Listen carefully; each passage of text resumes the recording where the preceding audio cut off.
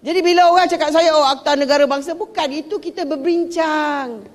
Proses nak buat undang-undang kat Malaysia ni, biar saya terangkan pada semua yang tak faham atau buat-buat tak faham. Pertama, saya, Menteri yang bertanggungjawab mana-mana undang-undang, saya akan mewujudkan satu task force, contohnya. Saya nak buat legal task force. Task force tu saya panggil semua NGO, CSO, orang politik. Siapa saya panggil untuk bincang. Kita bincang. Bila dah bersedia, kita buat putusan. Ini mungkin dasar yang kita boleh terima. Saya juga akan panggil Bar Kaunsil Majlis Peguam. Sebab peguam-peguam pun akan ada pandangan. Panggil polis diraja, panggil MC-MC, kita dengar suara kerajaan, kita dengar suara pembangkang, kita dengar suara orang politik, kita dengar suara profesional, kita dengar. Sebab sebuah negara yang mengamal demokrasi, dia tak boleh buat undang-undang ikut suka mak bapak dia. Dia kena buat undang-undang ikut prosedur dalam parlimen. Kita bincang dulu. Lepas kita bincang, kita bawa kepada mesyuarat kabinet untuk setuju dengan dasar. Setuju tak setuju? Lepas tu bila dah setuju, kita bawa ke Jabatan Peguam Negara untuk rangkakan undang-undang tu. Lepas itu, dah rangka, dah setuju, kita bawa ke parlimen, kita bincang pula dengan ahli-ahli parlimen yang mewakili rakyat, semua blok. Contohnya undang-undang Akta Lompat Parti, kita berbincang dah berapa bulan. Undang gangguan seksual bertahun-tahun tak jadi-jadi. Kenapa ya? Lagi fake news, ingat tak masa dulu sejak menteri kita buat undang-undang fake news. Berbulan-bulan, bertahun-tahun tak dapat selesai. Kemudian kita selesaikan. Hari ini dalam perbincangan isu kewarganegaraan, masih dalam perbincangan, betul? Orang ni marah, orang tu marah, orang ni suka, orang tu tak suka, itulah proses demokrasi. Tapi takkanlah sebab marah sangat pada kerajaan, bercakap sikit pun kita kabinet telah berbincang dan berkemungkinan kita nak menilai sama ada nak buat, itu pun orang marah. Woi, mana boleh cakap, oh soalan apa ni tak ada demokrasi. Apa sah yang tiba-tiba dah macam dia pula yang nak kena disiasat. Dia apa yang dia takut sangat? Kalau kita tak buat salah, tak perlu nak takut. Ingat saya kata, undang-undang dah ada. Kita hanya nak tengok apa yang berlaku ialah kerana undang-undang yang ada, undang-undang jenayah. Kemungkinan perkara ini berlaku dalam tahun 2023 dalam negara kita, bukan kerana dia tidak faham undang-undang, tetapi dia melihat apa yang dia cakap bukan satu jenayah. Faham tak? Mungkin dia kata, takkan saya tak boleh cakap, saya kan rakyat Malaysia, saya berhak nak bercakap pasal bangsa saya, pasal agama saya, pasal raja saya. Tapi yang dia perlu diingatkan, sebab ada setengah negara yang masyarakat majmuk, dia mewujudkan satu Suruhanjaya, satu jawatankuasa, dia memang banyak bentuk sebab mereka nak cuba balancekan, imbangkan kebebasan bersuara dengan dalam bahasa orang putih, freedom of speech,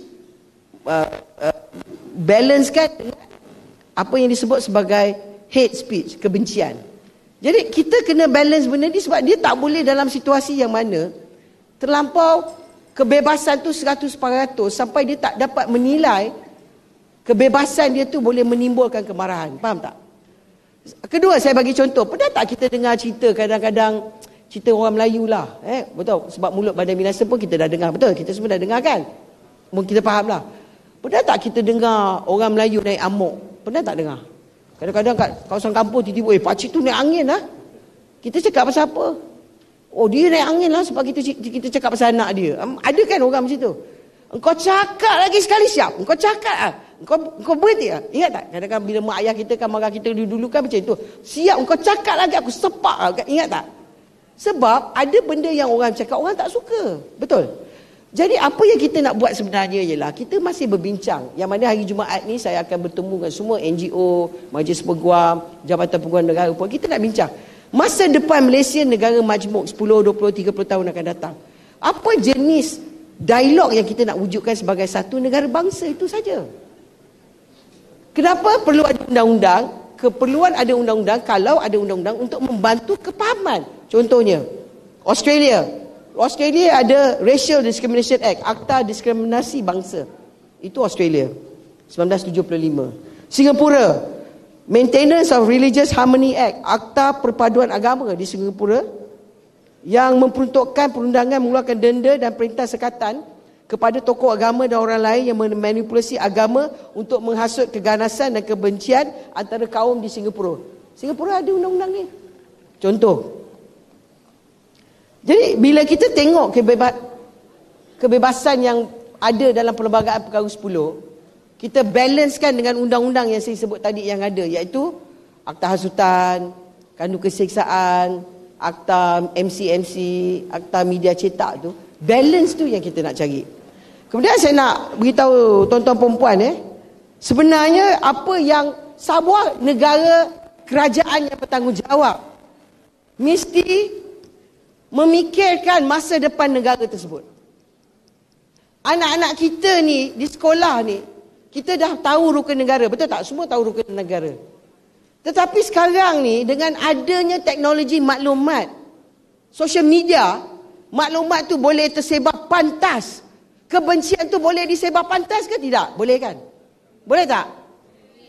Keduanya, orang yang suka tulis-tulis ni, dia tak pakai nama dia tahu, dia pakai nama tipu-tipu. Ataupun dia pakai mesin AI.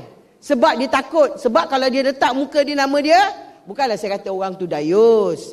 Tapi sebab dia letak nama dengan muka dia tak ada, dia letaklah muka kartun, nama kartun, tapi sebenarnya dia pakai mesin. Sebab dia takut kena tangkap. Betul tak betul?